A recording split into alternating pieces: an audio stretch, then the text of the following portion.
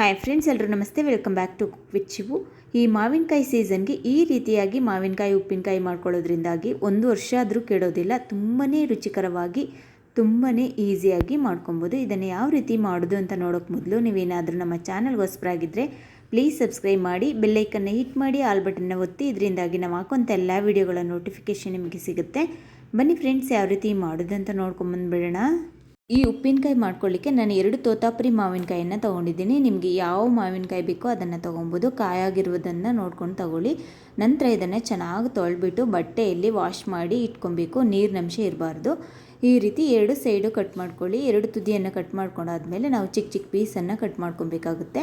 ನಿಮಗೆ ಯಾವ ಸೈಜಿನ ಪೀಸ್ ಬೇಕೋ ಆ ಸೈಜಿಗೆ ನೀವು ಪೀಸ್ ಕಟ್ ಮಾಡಿ ಇಟ್ಕೊಬೋದು. ನೋಡಿ, ನಾನು ಎಲ್ಲವನ್ನು ಈ ಸೈಜ್ಗೆ ಕಟ್ ಮಾಡಿ ಇಟ್ಕೊಂಡಿದ್ದೀನಿ. ಈಗ ಒಂದು ಪ್ಲಾಸ್ಟಿಕ್ ಬೌಲಿಗೆ ನಾವು ಇದನ್ನು ಹಾಕೊಂಡ್ಬಿಡೋಣ. ನೋಡಿ, ನಾನೆಲ್ಲ ಹಾಕ್ಕೊಂಡಿದ್ದಾಗಿದೆ. ಈಗ ಇದಕ್ಕೆ 2 ಟೇಬಲ್ ಸ್ಪೂನ್ ಆಗುವಷ್ಟು ಉಪ್ಪನ್ನು ಸೇರಿಸ್ಕೊತಾ ಇದ್ದೀನಿ. ಹಾಗೆ ಒಂದು ಅರ್ಧ ಟೇಬಲ್ ಸ್ಪೂನ್ ಆಗುವಷ್ಟು ಅರಿಶಿನ ಪುಡಿಯನ್ನು ಸೇರಿಸ್ಕೊತಾ ಇದ್ದೀನಿ. ಇದನ್ನು ಚೆನ್ನಾಗಿ ಮಿಕ್ಸ್ ಮಾಡಿಬಿಟ್ಟು ಲಿಡ್ಡನ್ನು ಕ್ಲೋಸ್ ಮಾಡಿ ಓವರ್ನೈಟ್ ಹಾಗೆ ಬಿಟ್ಬಿಡಿ.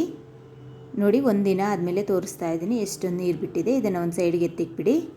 ಇದಾದ ನಂತರ ಒಂದು ಪ್ಯಾನಿಗೆ 2 ಟೇಬಲ್ ಸ್ಪೂನ್ ಆಗುವಷ್ಟು ಸಾಸಿವೆನ ಹಾಕ್ಕೊತಾ ಇದ್ದೀನಿ. ಹಾಗೆ 1 ಟೇಬಲ್ ಸ್ಪೂನ್ ಆಗುವಷ್ಟು ಜೀರಿಗೆ, 1 ಟೀ ಸ್ಪೂನ್ ಆಗುವಷ್ಟು ಮೆಂತ್ಯಕಾಳು, 1 ಟೀ ಸ್ಪೂನ್ ಆಗುವಷ್ಟು ಸೋಂಪು, 1 ಟೇಬಲ್ ಸ್ಪೂನ್ ಆಗುವಷ್ಟು ಧನಿಯಾ ಕಾಳು, ಹಾಗೆ 1 ಟೇಬಲ್ ಸ್ಪೂನ್ ಆಗುವಷ್ಟು ಮೆಣಸನ್ನು ಹಾಕಿಬಿಟ್ಟು ಸ್ಟವನ್ನು ಆನ್ ಮಾಡಿಕೊಂಡು ಸ್ಟವನ್ನು ಲೋ ಫ್ಲೇಮಲ್ಲಿ ಇಟ್ಬಿಟ್ಟು ಕೆಮ್ಮಣ್ಣಗೆ ಬರೋ ತನಕ, ಘಮ ಬರೋ ತನಕ ಲೋ ಫ್ಲೇಮಲ್ಲೇ ಹುರ್ಕೊಬೇಕಾಗುತ್ತೆ.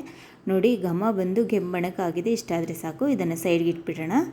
ಈಗ ಅದೇ ಪ್ಯಾನ್ಗೆ ಒಂದು 100 ml ಆಗೋಷ್ಟು ಆಯಿಲನ್ನು ಹಾಕೊಂಡ್ಬಿಟ್ಟು ಬಿಸಿ ಮಾಡ್ಕೊಳ್ಳಿ. ನೋಡಿ, ಆಯಿಲ್ ಬಿಸಿ ಆಗ್ತಾ ಇದ್ದಂಗೆ 1 ಟೇಬಲ್ ಸ್ಪೂನ್ ಆಗೋಷ್ಟು ಸಾಸಿವೆ ಕಾಳನ್ನು ಹಾಕ್ಕೊಳ್ಳಿ. ಸಾಸಿವೆ ಎಲ್ಲ ಚೆನ್ನಾಗಿ ಸಿಡ್ದು ಬಂದಮೇಲೆ ಇಳಿಸ್ಬಿಟ್ಟು ಕೆಳಗಡೆ ಇಟ್ಬಿಡಿ. ಸ್ವಲ್ಪ ತಣ್ಣಗಾದಮೇಲೆ ಒಂದು 1/4 ಟೀ ಸ್ಪೂನ್ ಆಗೋಷ್ಟು ಹಿಂಗ್ ಪೌಡ್ರನ್ನ ಹಾಕ್ಬಿಟ್ಟು ಚೆನ್ನಾಗಿ ಮಿಕ್ಸ್ ಮಾಡ್ಕೊಳ್ಳಿ. ಹಿಂಗ್ ಪೌಡ್ರನ್ನ ಹಾಕಿ ಮಿಕ್ಸ್ ಮಾಡಿಕೊಂಡು ತಣ್ಣಗಾಗೋ ತನಕ ಹಾಗೆ ಬಿಟ್ಬಿಡಿ. ಆಯಿಲ್ ತಣ್ಣಗಾಗೋದ್ರೊಳಗೆ ನಾವು ಮಿಕ್ಸಿ ಜಾರಿಗೆ ನಾವು ಹುರಿದಿಟ್ಕೊಂಡಿರುವಂಥ ಎಲ್ಲ ಮಸಾಲೆ ಹಾಕಿ ಚೆನ್ನಾಗಿ ಪೌಡ್ರ್ ಮಾಡ್ಕೊಂಬರ್ಬೇಕಾಗುತ್ತೆ. ನುಣ್ಣಗೆ ಪೌಡ್ರ್ ಮಾಡ್ಕೊಂಬಂದಿರುವ ಪೌಡ್ರನ್ನು ಮಾವಿನಕಾಯಿಗೆ ಹಾಕ್ಕೊಳ್ಳಿ. ಇದರ ಜೊತೆಗೆ 2 ಟೇಬಲ್ ಸ್ಪೂನ್ ಆಗುವಷ್ಟು ರೆಡ್ ಚಿಲ್ಲಿ ಪೌಡ್ರನ್ನ ಹಾಕ್ಕೊಳ್ಳಿ. ಹಾಗೆ 1 ಟೇಬಲ್ ಸ್ಪೂನ್ ಆಗುವಷ್ಟು ಉಪ್ಪನ್ನು ಹಾಕೊಂಡ್ಬಿಟ್ಟು ಚೆನ್ನಾಗಿ ಮಿಕ್ಸ್ ಮಾಡ್ಕೊಳ್ಳಿ.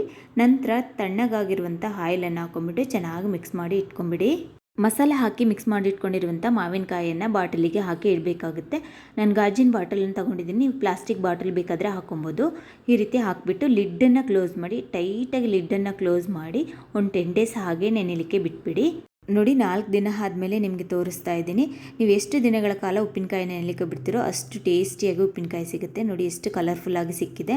ತುಂಬಾ ಟೇಸ್ಟಿಯಾಗಿ, ತುಂಬಾ ಕ್ವಿಕ್ಕಾಗಿ, ತುಂಬಾ ಈಸಿಯಾಗಿ ಉಪ್ಪಿನಕಾಯಿನ ಮಾಡ್ಕೊಬೋದು. ಹಾಗೆ ತುಂಬ ದಿನಗಳ ಕಾಲ ಸ್ಟೋರ್ ಮಾಡಿ ಇಟ್ಕೊಂಡು ನೀವು ಯೂಸ್ ಮಾಡ್ಕೊಬೋದು. ಫ್ರೆಂಡ್ಸ್, ನೀವು ಕೂಡ ಈ ಮಾವಿನಕಾಯಿ ಸೀಸನ್ಗೆ ಈ ಮೆಥಡಲ್ಲಿ ಉಪ್ಪಿನಕಾಯಿನ ಮಾಡಿ ನೋಡಿ. ಹೇಗೆ ಬಂತು ಅಂತ ನನಗೆ ಕಮೆಂಟ್ಸ್ ಮಾಡಿ ಹೇಳಿ ಫ್ರೆಂಡ್ಸ್.